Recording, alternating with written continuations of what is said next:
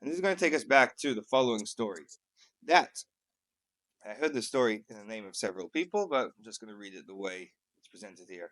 That about 250 years ago, in the city of Fez, which is in modern-day Morocco. You know what that is? It's in northern Africa, up there in like the desert region. It's known as the Barbary Coast. You ever heard of the Barbary pirates? So there was a tzaddik. His name was Masud al-Fasi, and he lived in Fez. He and a group of friends very much wanted to travel to Eretz Yisrael. One day they finally decided to pack their things, and they're going to travel 3,000 miles through the Sahara Desert to Eretz Yisrael.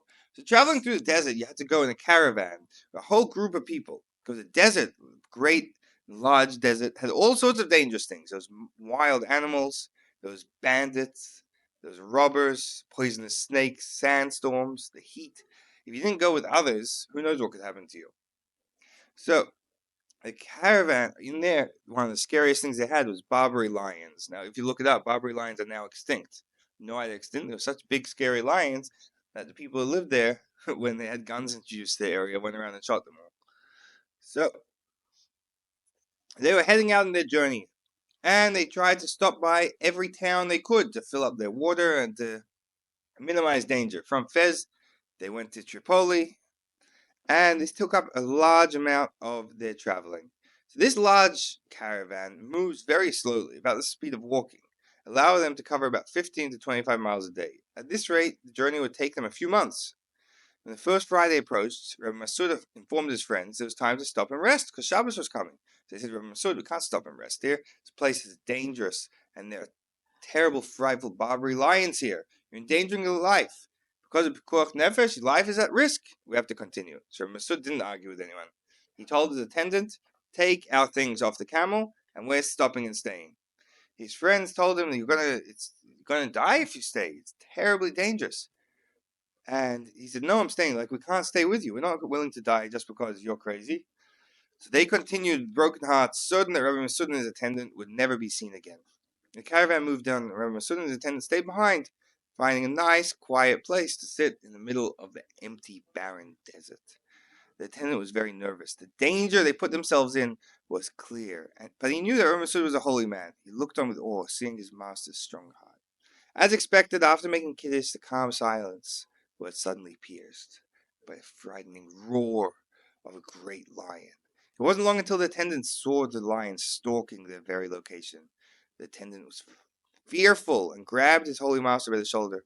Rabbi Masud, seeing his attendant's fear, turned to him in the calmest tone. What do you fear? Look how calm the lion is. Nothing bad will happen to you. It says in the Pasuk, we'll tread on cubs and vipers, and we'll eventually ride on the back of this very lion you see. Because Hashem actually sent this lion to protect us until we reach inhabited land. Now please bring a boil of water so we can wash our hands for the Shabbos meal. Have no fear. With a trembling heart, the attendant began to prepare a bowl. His eyes locked with the fierce lion, who was so close, just outside the small ring in the sand that they were staying in. It was too much to bear, and he collapsed back to the ground. Masud looked a bit agitated and said, didn't I tell you? Just trust in Hashem. The lion won't enter our circle. Can't you see him resting just outside of him? His words didn't calm the attendant very much. You can imagine this massive lion sitting on his haunches right there, scratching the sand, with nothing to keep it at bay. With his hands shaking, he still managed to do his job and wash the hands of his holy master. When they finished the meal, Masud recited benching as if he was sitting at his own hand at the Shabbos table, safe, secure, and happily lay down to sleep for the night. The poor attendant couldn't sleep a wink. He kept his eyes open, watching the lion at every moment. When morning came, Masud got up and his attendant washed his hands. He davened Shachris as usual, made Kiddush, ate the Shabbos meal. He even managed to take an afternoon nap. He got up to daven Mincha, followed by Chassidus, then Ma'ariv. He said Havdalah and escorted the Shabbos out with a Malava Malka, and then went to sleep. Rabbi Masud rose early the next morning. The request he made the davening in the morning caused the attendant's heart to nearly jump out of his chest. Would you please saddle up the lion? It's time to continue on our journey. The attendant couldn't understand what he's saying. How can I do that?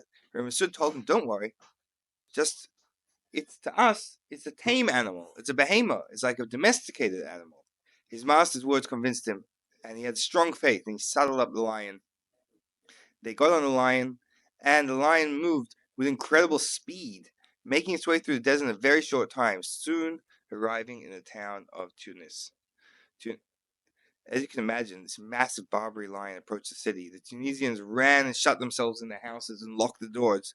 They peered out from the safety of their windows and watched the lion march through the city until it arrived at the royal palace. Hearing the commotion, the Bey, which is the governor, approached the window, and below he saw this massive lion, with two people riding it just like a camel. "What is it you want? Do you want to destroy the whole town with this terrible lion you brought to the city?" Rabbi Masud said, "You have my word, will do nothing wrong to the town. The lion will now peacefully return to the desert." The attendant unloaded their things from the lion, but Masud commanded the lion to return in peace. "Do not harm anything or anyone," he told the lion, "nor shall you roar nor raise your voice until you reach your place in peace." The lion turned around calmly, like a little sheep. 3 days passed and the caravan approached Tunis. The travelers looked terrible, travel-weary. They're covered in sand, their clothes torn, and terrible tail in their lips. They told with tears and moans they had no choice but to leave their friend, the great rabbi, all by himself in the dangerous desert, where they were sure that by now he was just food for the lions. The people of Tunis heard their story. 3 days ago, they told them, a rabbi arrived in our city. He's a man, a miracle worker. He arrived in the back of a fearsome lion. Perhaps this is the one you left in the desert? The travelers couldn't believe their ears. Where can we find him? The people showed them where Rabbi Masud was staying. With great joy and surprise, they were reunited. Rabbi Masud and his attendants shared the story about the lion who protected them and brought them to safety. They hugged each other, thanking Hashem for saving them from certain death. Rabbi Masud became friendly with the people of Tunis, and he quickly realized how little they knew about the basic laws and halachas, and he decided to cancel his trip to Eretz Yisrael and remain there, teaching the people of Tunis the ways of Hashem and Torah, and is remembered for uniting the people with the Torah. A really incredible, absolutely amazing story. So what do we see from this story? We see that tzaddik has nothing to fear from wild animal, because all animals are scared of a person. Only when a person acts like an animal, then is an animal looks at them like a person. What happened with